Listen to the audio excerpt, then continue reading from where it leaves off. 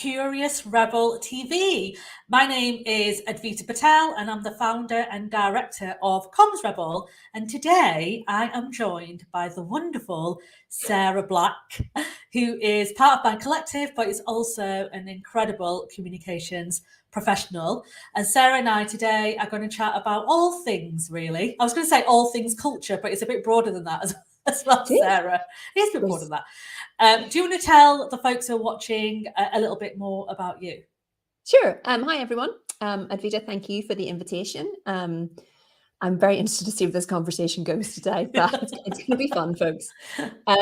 So my background is 30 plus years of communications experience. The accent might give it away, but a lot of that was in Northern Ireland. But over the last 13 years, I've lived and worked in Norway, Texas, Cumbria, and I'm now in Scotland.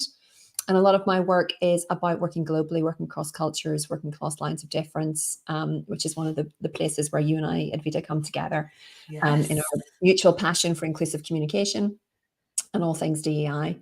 And that's it, really. I'm a fellow of the Chartered Institute of Public Relations, which is another area where Advita and I have overlapping lives.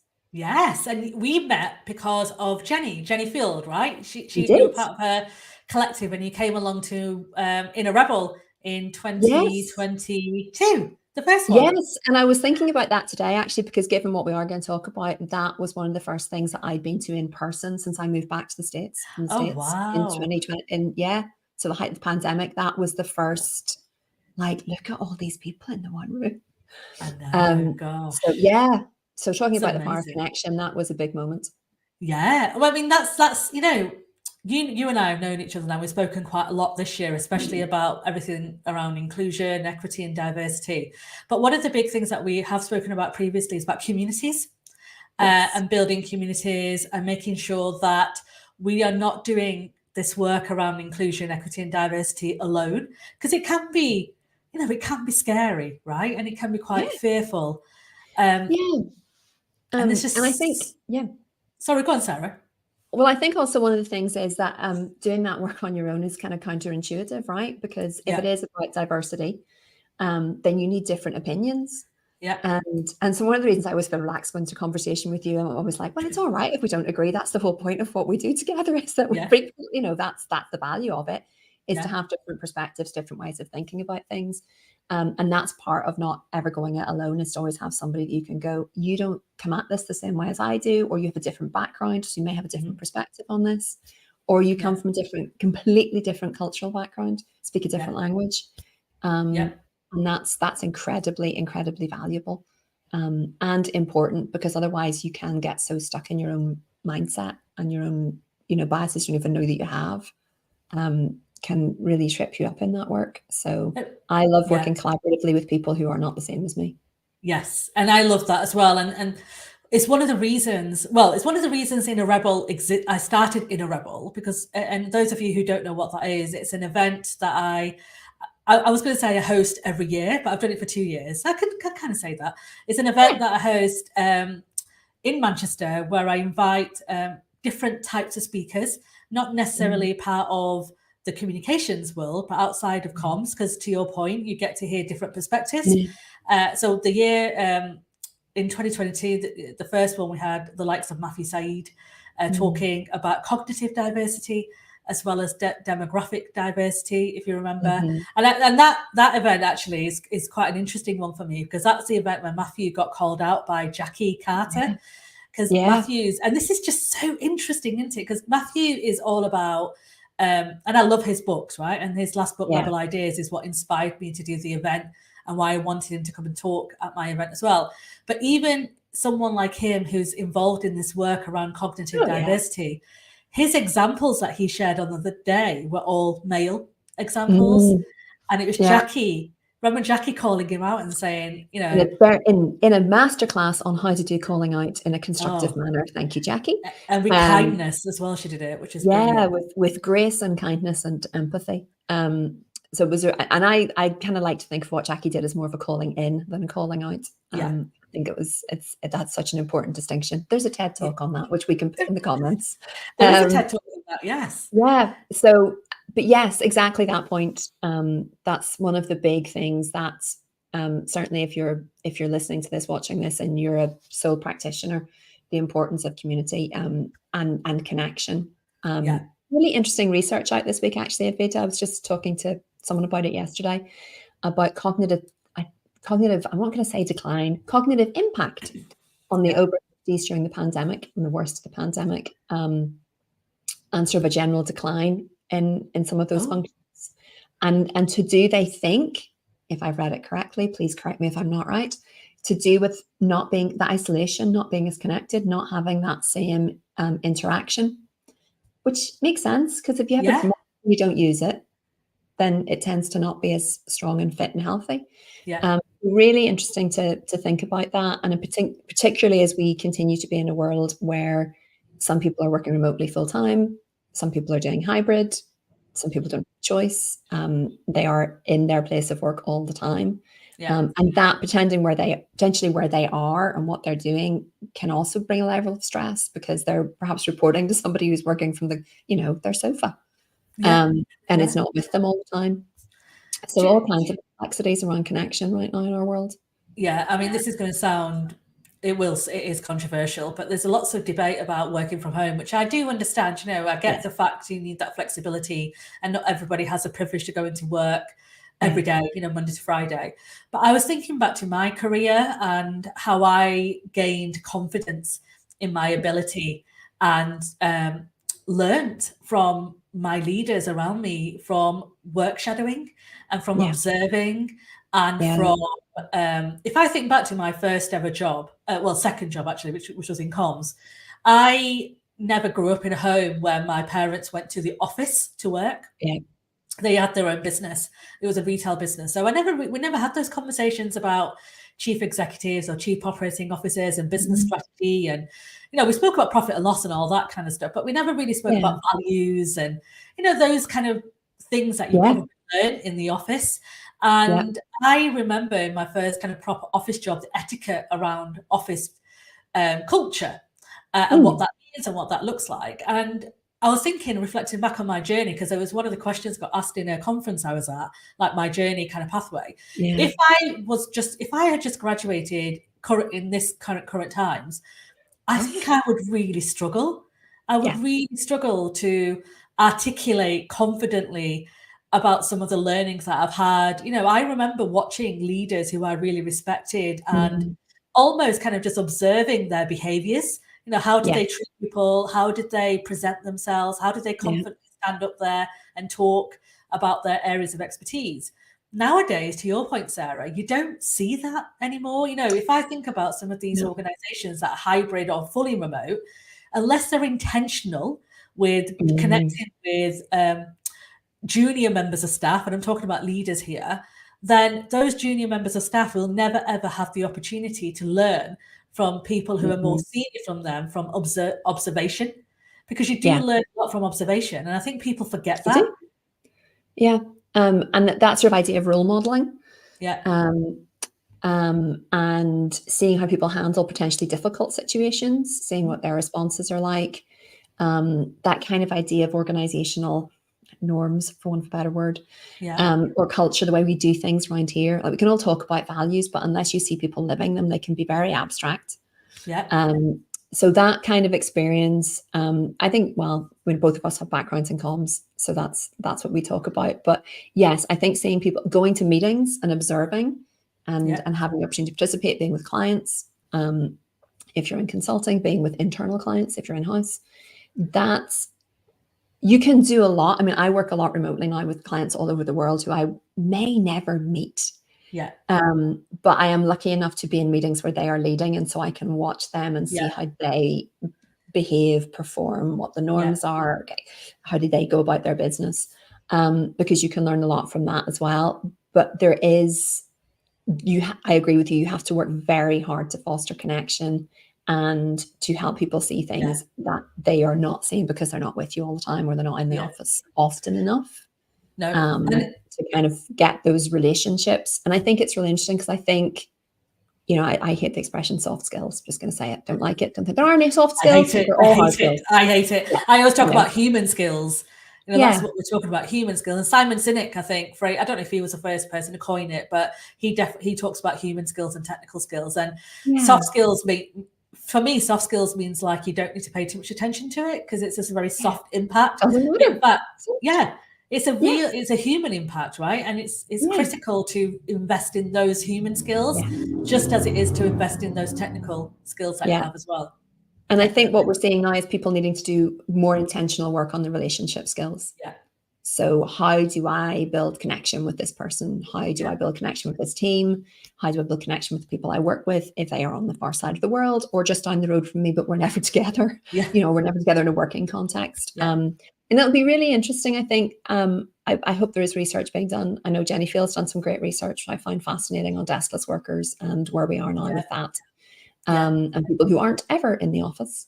Because one of the things I do find sometimes frustrating is, well, two things. One of which is that quite a lot of the conversation around community building and culture and values is very much geared to office-based work. And there are so many people out there who will never come into an office because that's not their job. Right. But there are, the people on whom like our whole society rests. So NHS workers, retail workers, and another thing is that I find a lot of the conversation to be quite Western oriented. So culturally, if you're going to apply it globally, you need to be aware that there's all kinds of different nuances, norms, conversations, language implications. If you're going, yes, we're going to build connection and community, you need to think about how that's mitigated culturally. And even in terms of language, because some things just don't translate well. No, it is definitely something, and it's something that is coming across more and more, because obviously with more remote working available and organizations being flexible about where they recruit colleagues from, it's now, the world, as we say, and other people say, is getting smaller in terms of where people are working from and the hours that they work. Not everybody, and I'm pleased about this because it always feels like the 9 to 5 is a very old-fashioned type of behavior. And I can see why they do. I read up, because I'm a bit of a geek, I read up on the history of 9 to 5. Like, why does 9 to 5 even exist? Where did it come from?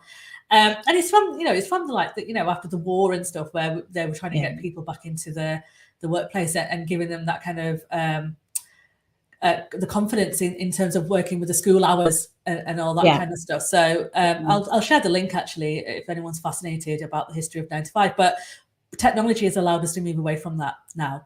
And that traditional, 7 hours, 8 hours in the office, generally, because we know that isn't always true. A lot of people spend many more hours in the office. Sadly, sadly, it's now going. I wanted to talk about this HBR reference that I recently saw, and it's about this connection as your North Star, which is a good way to look at community and values and all those kind of how we build connections, genuine connections in organizations.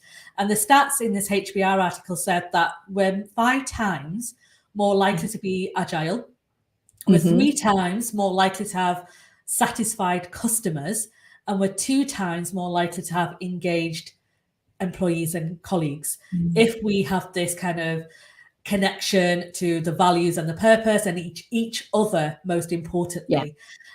I'll be really curious to understand from your point of view in terms of, would you say are we in danger of losing that through this hybrid remote working, and also the distraction that we're now part of because of, technology is good, but it also means that we get access to so much more noise and information. Is that in danger of distracting colleagues in the workplace from actually building genuine connections? Or are we just using work as a bit of a thing that we just do and then we just leave it? Are we losing that? What do you think? I think it's really hard to tell. I think a lot of it, to your point, comes down to intention. And so a couple of things were circling my mind. One was leadership and who sets the tone in the organization, and whether they are relationship oriented perhaps or transaction oriented, and if they're very oriented to relationships. And then there's so many things buzzing around my head when we started talking about this, but trust is, how do you build trust when you're never with people? So you have to be really intentional about that and how you show up, and I was thinking today about somebody very smart who I've worked with for a long time, and I was talking about my intentional building of my own community, and the people that I kind of put in place around me as a solo working from home. You know, I'm lucky enough to be part of the Comms Rebel community, and that really helps. But I had intentionally gone, right, I have to create people. I have to find a way of doing this. And I remember him saying to me, yes, but I've got people in my team who don't know they need that. And I was like, oh, drop the mic, right? That's an insight. And he was broadly saying they were younger than him, and I'm not going to say what age he is, but I might send him a link afterwards. But yeah, certainly a good bit younger than me and a good bit younger than him. So probably people who were in the early stages of their career going, I'm fine, I'll work at home, I'm good. Yeah. But I think there are things that get missed then, and I think that contributes to turnover because we don't have the same sense of loyalty. We don't have the same sense of, just overused word, connection. But I do think your point that it has to be meaningful. It can't just be, and we're going to have group yoga on Fridays. Or pizza Fridays or whatever it is. Yeah, or whatever your thing is. Yeah. I mean, if you're doing that and that's working, that's, you know, but it's not the answer. No. I'm all about a bit of pizza on Friday. But there have to be other things. There have to be meaningful connection. And part of that, I think, actually starts with the fundamental of, am I giving you what you need to succeed in your job? Yeah. Right? Am I giving you clear direction? Am I giving you clear support? Am I giving you clear feedback? Do I actually know what you're doing every day on your job? I don't mean like micromanaging. What did you do like 20 minutes ago? But do I understand your working life and what it looks like? And I think that circles back to all the findings in Jenny Field's research on desk versus desk-based workers and their experiences, that there are cultural differences. So am I thinking about what you need to be successful? And part of that is connection. Am I, as your line manager, leader, team person, even just your person in the organization, helping you understand what you need to do to be successful? And do you feel that you can always come to me and have a conversation, even if it's on Zoom or, you know, old school on the phone? Because I do love a bit of phone chat.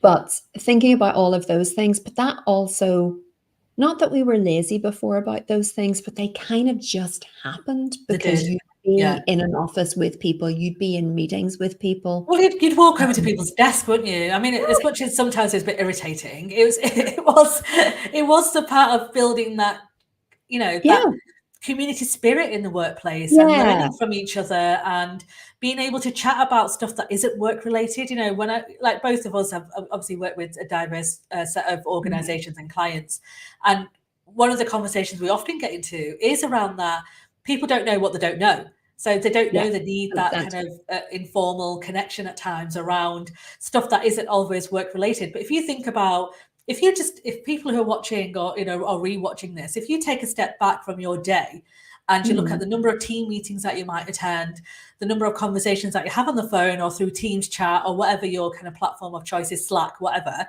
how many of those conversations are actually not work related? And how many of those conversations are actually curious about you as an individual? And how are you learning about each other? Because to your point, Sarah, you have to be quite intentional with this work, because what used to happen in the past, it was just became an everyday way of working.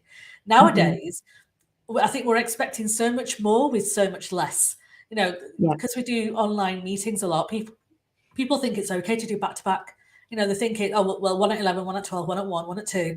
And before, you know, by the time it stops working. Your brain stops working. You stop caring as well. You just want to get to the crux of the problem so you can go off and deal with it. You're not as curious about individuals as you may be if you are sitting in a team meeting with them in person with a cup of coffee or a tea, you know, and just chit-chatting about, even the basic of what we've been up to this weekend. You know, just those very kind of nuances that can often be missed in these, you know, online chats. And I think it's really interesting. I had a lovely conversation with somebody in a client organization who I'd never spoken to before, knew the name, you know, very little about her. And so we had a half an hour together where we did 15 minutes of work at the end, but I would say about 20 minutes of chatting about our lives. And it was lovely because now I feel we can have more open conversations. And we just needed to actually, like, who are you? Yeah. And so that's that polishing the relationship skill. The other thing I was going to say is space and time. And so if you've got an hour's worth of work to get through in a meeting, that meeting might need to be an hour and 15, so you can have those conversations and go, how you doing? You all right? Or you can just go, like, tell me, like, something that happened this week or something I haven't heard, or share whatever you're comfortable to sharing. I'm probably an oversharer. I have no secrets. Have at it. I'm imagining some of my friends who would find it an absolute nightmare for these kind of small talk. But you're right, you know, you will know what that person needs if you ask them the questions at the start, you know, when you're building that relationship. Yeah. So you will know that Advita is a bit of a chatterbox and likes curiosity and likes you to ask her. Whereas, you know, Sarah may not want that, but you position it right. But you only really know that once you get to know those people. So that's it feels a bit catch-22, but it's important. 100%. That's one of the things I really want to get across to people today was, how well do you know your people? Yeah. And I don't mean in like you've segmented them. If you're in a big organization, they're all on a lovely chart somewhere, you know what percentage is this and what percentage is that. And you can't, if you're in a big organization, you cannot, if you're a comms person, know them all. It's okay. No. Yeah. But how well do the team leaders know their people, and how much do they realize, and are they equipped to build relationships with their people? And that sometimes means knowing that person's idea of like complete nightmares, I have to talk about, just give me the job, I just want to go home. And so we do need to recognize that while we need to build connection, we need to build relationships. There's an appropriateness and a sensitivity in that as well. And so, you know, we've all been on that call where somebody asks the icebreaker question and you can see half the group going, like, just got nips the loo, back in a minute, because they just don't want it. Like, it's a nightmare for them. And we do have to recognize that and be sensitive to it and ask sensitive questions. That's, you know, and it's so hard because, again, you're not spending time with people, observing them. And so I think giving people space to breathe and do their own thing, and really being intentional and paying attention. And I think a big part of that is supporting team leaders to develop their relationship skills, both their emotional intelligence potentially and their cultural intelligence, which is around, how is this person different from me, and how do I, like, what's my curiosity about learning about their experience? Yeah. And it, you know, and let's be honest, and treat people like grown-ups, right? like treat them like the grown-ups that they deserve to be treated at. Sarah's put a really interesting comment here, Sarah Browning, who's also another collective member of Comms Rebel. She said, what if leaders invited junior people to observe them online? She's wondering if anyone else is doing that. And I'd be really curious to know that as well. If anyone is watching this or is watching it live or on replay, please do jot a comment down if your organization is doing something similar. Because I think we do need to find ways. And I'm not saying that I am 100% not in agreement with everybody going back into the office Monday to Friday and chained to the desks or whatever. You know, I think we need to allow for flexibility and agile working to build a culture of inclusivity. That's really important.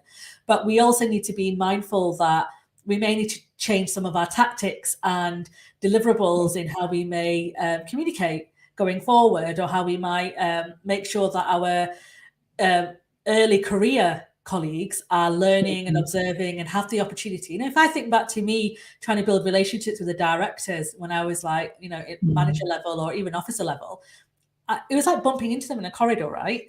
Or it was, you know, stood behind them in a coffee shop and then turn around and go, oh, Advita, I'm glad to see you. Just nudged me into thinking about those informal connections and conversations are quite powerful. Somebody who may not have that direct line to that leader. We're going to go into, so while folks are thinking of any questions that they may want to ask, I know Doreen has been sharing some links while we've been chatting. So Jenny's research and the latest TED talk, it was by Loretta J. Ross. Don't call people out, call them in. So we've linked that as well.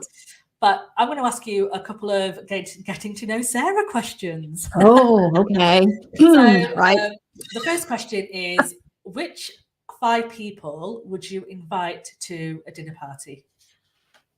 They can be living or dead, and it doesn't matter. Oh, I might need to think about that. I do need to think about that. Not anybody who's a famous chef. My cooking's not that good. But I think I'm very family oriented. So I think first up, my brother, who is always good company. and we'll cover any awkward gaps. So shout out to my brother, and who I don't get to see very often because he lives in Cape Town. I think would be one. I think because I saw him being interviewed, I'd go with Louis Theroux, because I think he's met such interesting people and the conversation would never be dull. No, that's a good one. I think also I think Kofi Annan from the UN. Oh, that is a good one. Gosh, Right? yeah. Not sure what the conversation, but I think just because I think he brings such an interesting perspective. And I work with a lot of people that I've never met.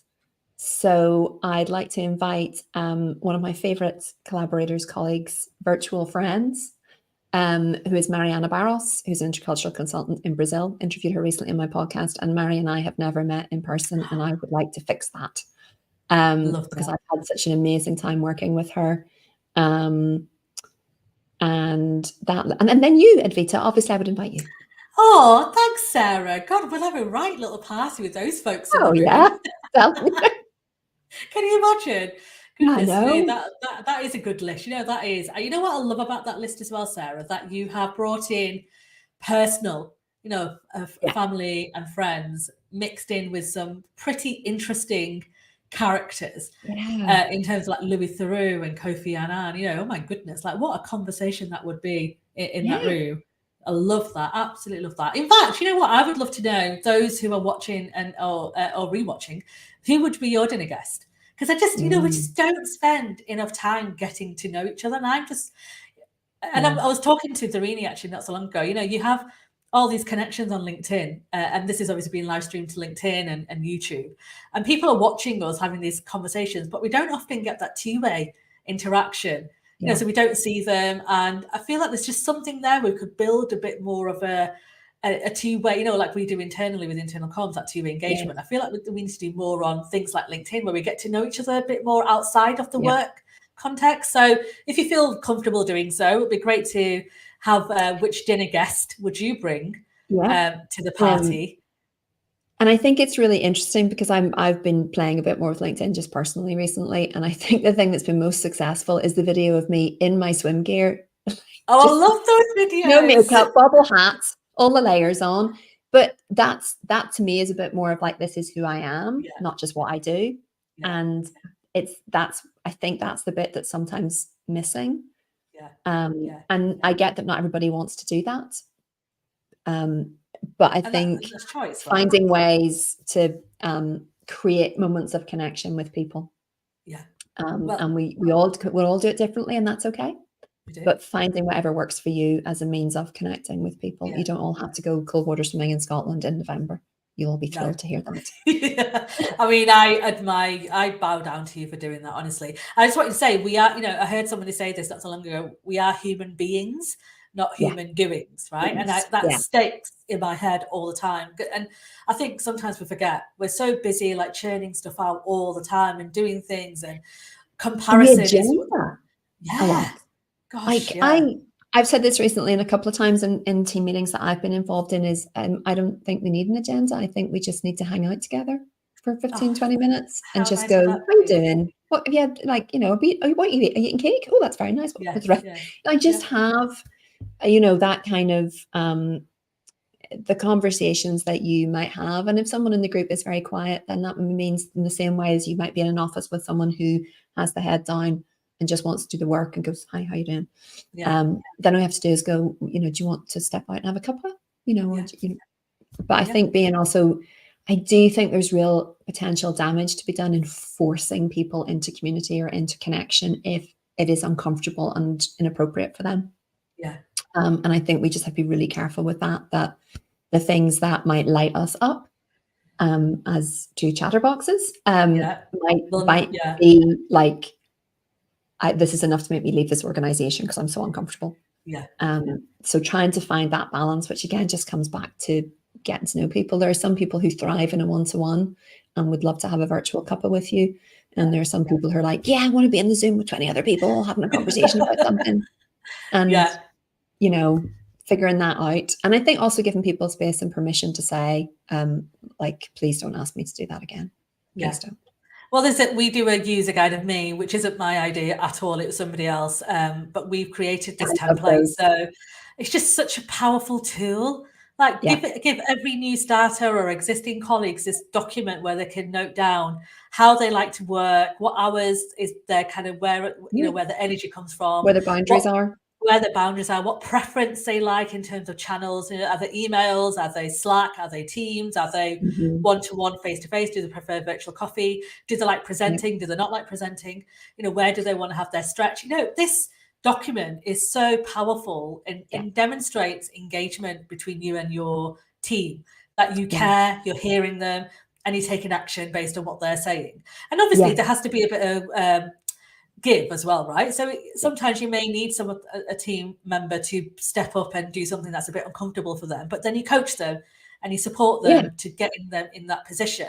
And often it's because they probably haven't had that support in the past, which is why they may be reluctant to do something that's a little bit uncomfortable for them. But to your point, Sarah, it's curiosity about individuals will help build that culture of inclusion and lead to belonging, right? And that's where we want to kind of go. Oh my goodness. And the trick is not to take that user guide and put it in your drawer. No. The trick is use it. Actually share it. Yeah, that'll be really useful. Oh my goodness, we could talk all day. We can. And we often have done on calls when we meant to have a 2-minute catch up. It ends up being like 25. I did say to Doreen, she might have to cut us off later. I know. Well, I've got the control on the end stream here, so I'm being very, very good today. If you would like to work with Comms Rebel or with Sarah in culture, building culture, or you just want to ask questions around how do we kind of curate this culture of inclusivity, where are we missing the gaps? I don't know where to start. Those kind of curious questions that you might have, please come and talk to us. Send me a DM. We can help you. We can support you. You're not alone in any of this work. We've got lots of resources as well, because we know, to get the resources and the budget, you need to have a good business case, and we've got support available for you to be able to do that as well. So get in touch with us. DM me, DM Sarah as well. We're both on LinkedIn. And next week, we are going to be back again, same time, with Nish Patel, who is actually my cousin. So disclaimer there, but he is our IT. It's going to be a very interesting conversation next week, as you can imagine. So he is one of my collective members as well, but he looks after the IT side of things in Comms Rebel and with other clients as well. So we're going to talk about technology in the world of inclusion and what that means. I mean, Nish doesn't really know what's coming to him, but let's just see what happens. But Sarah, if people want to find you, you're on LinkedIn, we know that, and you do those incredible videos. I'm also on the Comms Rebel Engage app. You can find me there. I will do better about checking it. I'm sorry. But I am on LinkedIn. It's probably the best way to message me is to find me there. And come send me a message, hang out, follow, connect. I do like a bit of connection. So please do drop me a note, even just to say who you are or that you find me through Advita. Then that would be lovely. I'm always happy to do that. Amazing. And you can download our Comms Rebel app, which is powered by Engage Solutions, who are a fab company based in Manchester who look after app development. You can download it free from wherever you download your app. So I think it's Google Play and App Store. I think they're the two main ones. I got it on the App Store, folks. Yeah. No, I think it's really good. And it's a great space if you feel like LinkedIn's maybe a little too public. Yeah. Depending what your question is, what you want to chat to us about. You might not want to have it on LinkedIn where all your connections can see it. But I find the Comms Rebel app really good for that and for having really good private conversations. Yeah. And we've got lots of resources, free resources that we've curated over time. So you don't have to do all the digging around for things that are, because, there's a lot of stuff out there and you're not quite sure if it's the right stuff or not, especially when you talk about inclusion and equity and diversity, but we've done your hard work for you. And we've created quite a lot. There's lots of stuff on there. Yeah. And if there's something that's not there, that's missing for you, then DM us, right? We're there to help and we can source it for you or create it at the very least anyway. And who doesn't love a bit of free stuff on a Friday? Who doesn't love a free stuff? Yeah, God, we all do. Thank you again, Sarah, for your time. My Thank pleasure. you for those of you who've been watching and submitting your thoughts and questions. Really appreciate it. And I'll see you again next week. Take care. Enjoy. Have a good weekend, everybody. Bye.